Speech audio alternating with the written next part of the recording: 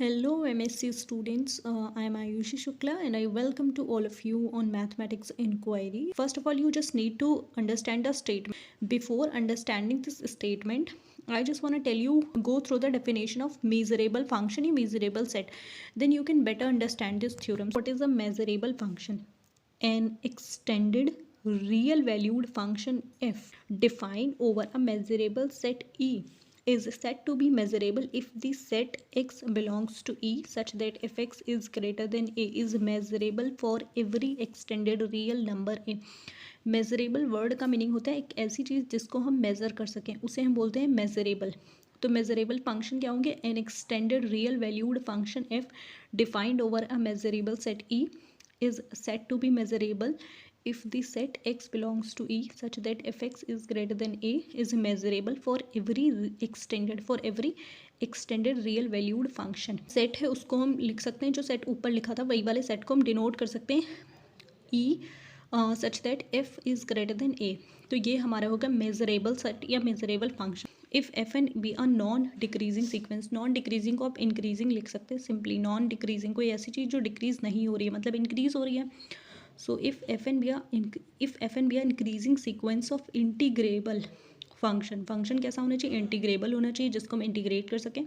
So F N be are increasing sequence of integrable function defined over a measurable set E, जिसको हम कहाँ पे define कर सकें? मेजरेबल सेट ई पे. And let limit N tends to infinity F N is invertible integrable. और जब हम लिमिट को पुट करें N tends to infinity F N जो हमारा फंक्शन होगा उसमें हम एन टेंस टू इन्फिनिटी रखें तो वो हमारा कैसा होना चाहिए? इंटीग्रेबल होना चाहिए ओवर ई. देन हम क्या लिख सकते हैं? Limit N tends to infinity integration of E मतलब measurable set E and F N X D X is equals to क्या करना है? लिमिट को एंटर करा देना है. So which means integration of E limit N tends to infinity F N X D x.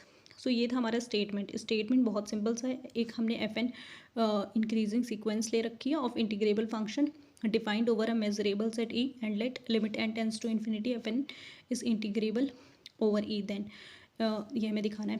Solution में क्या लिखना है? प्रूफ में, जिसको हम प्रूफ बोलते हैं.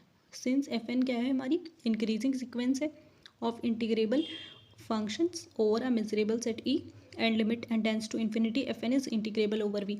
सेम लाइन आपको लिख लेनी है. देन हम क्या लिखना है? Then we are to prove that, जो हमें लिखा था ऊपर वो लिख लेना है. चीज़ें काम में लेनी है. पहली, एक तो हमारे पास सीक्वेंस कैसी है? इंक्रीजिंग सीक्वेंस है. दूसरी चीज़, कौन सा सेट है? मीजरेबल सेट है. मीजरेबल सेट की प्रॉपर्टी हमने पढ़ रखी है. ये लिखा है F N is increasing sequence, तो F N is less than F two is less than F three, मतलब एफ टू बड़ा होगा एफ वन से, एफ थ्री बड़ा होगा एफ टू से. कंटिन्यूसली इंक्रीजिंग सीक्वेंस है. सो एफ एन, इसको हम एन टर्म के लिए लिख देंगे. F N is less is equals to F N for all N belong. So इसको हम क्या करते हैं? फंक्शन वे में लिख दे रहे हैं F N minus F one, मतलब फाइनल में से इनिशियल को घटा देते हैं. इसको हमने नाम दे दिया, ये हमारा फाइन है. अभी यूज़ करेंगे हम फाई का, तब आपको समझ में आएगा क्यों लिखा गया. फाई एन क्या है? वो हमारा पॉजिटिव है फॉर एवरी एन के लिए, हर एक एन के लिए हमारा क्या है? पॉजिटिव होना चाहिए. फाई एन मतलब F N minus F N हमेशा हमें पॉजिटिव वैल्यू दे. ये हमें पता है थ्योरम से कि F N is a sequence of integrable function. F N हमारी कैसी सीक्वेंस है? इंटीग्रेबल फंक्शन की है. So therefore phi n is also be an integrable functions and phi n is a sequence of non-negative integrable function. ये तो हमने यहाँ से लिख दिया. phi n is a sequence of non-negative integrable functions.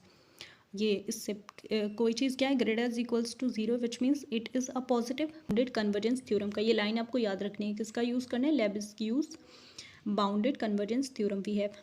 हमें पता है कि limit tends to infinity E integration of fine X D X में हमें क्या करना है? लिमिट को एंटर करा देना है सिंपली. फाइन एक्स की वैल्यू हमने अभी बताई थी आपको. फाइन एक्स की वैल्यू क्या है? F N minus F one है. ये हमने फाइन की वैल्यू लिख करके रखी थी. फाइन की वैल्यू रख देनी है F N minus F one D X minus integration of E F one D X is equals to same. यहाँ पे लिमिट को पुट ऑन कर देना और इंटीग्रेशन कर देना है. लिमिट बाहर थी ना, इस वजह से. और ये क्या था? Minus E F N D X का जो हो जाएगा इंटीग्रेशन ज़ीरो हो जाएगा. सेम इसमें रहेगा, एफ एन डी एक्स का ज़ीरो हो जाएगा. तो जो हमारे पास बचेगा क्या? एक ये वाला इसको लिख देना है. ये हो गई आपकी Beppo Levi's theorem. And all the very best for your exam. Thank you.